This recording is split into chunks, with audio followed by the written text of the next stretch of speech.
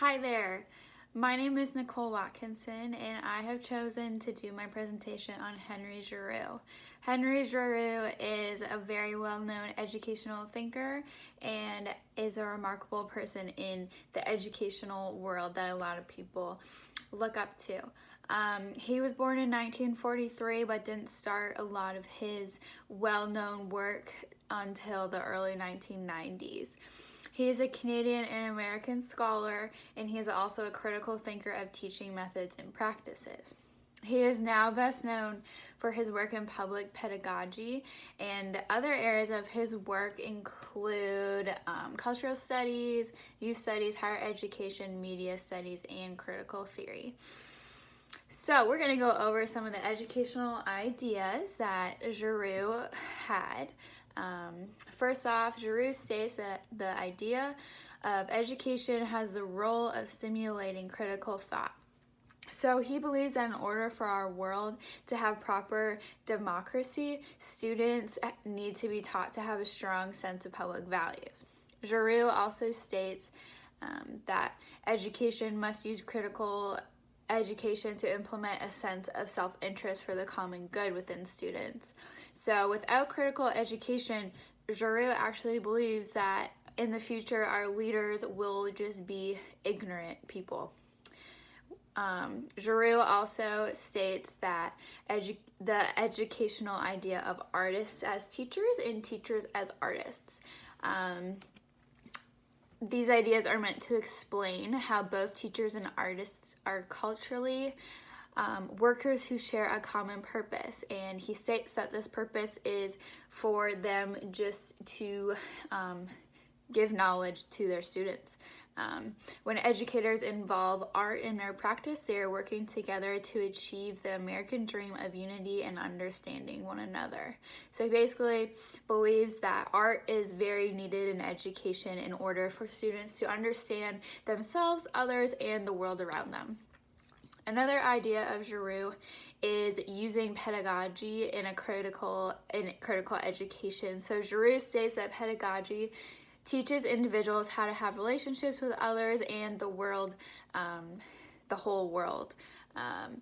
Giroux goes on to encourage teachers to educate students using new political language with broader narratives. He states that teachers need to find ways to connect education to the struggle of democracy in order for our world to have a better future.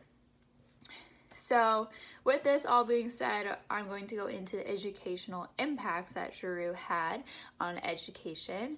And the first one is that Giroux had an impact on the way teachers thought about using critical education within their teaching methods. It put a huge debate whether or not they should use it or not, whether or not it was important, but basically he just brought a lot of attention to the concept of critical education, and now more teachers are aware of their duty to educate with their students with critical thinking in order for a vision of society to be better and just a new society in general.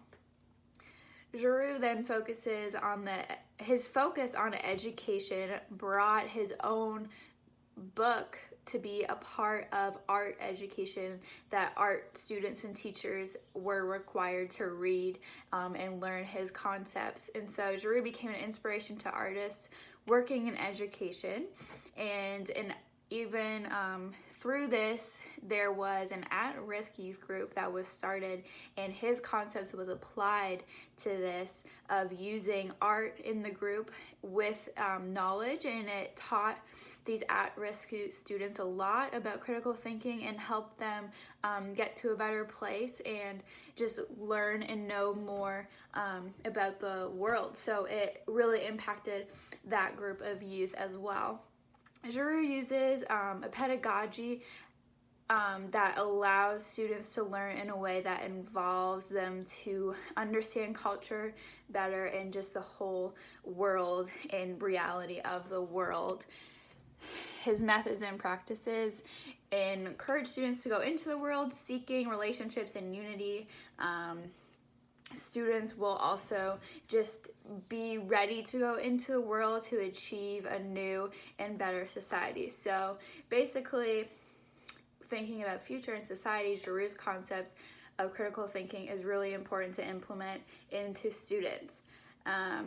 There has been critiques on his concept. However, one critique is how will it work with different schools? For example, inner city school versus a school in a suburban city.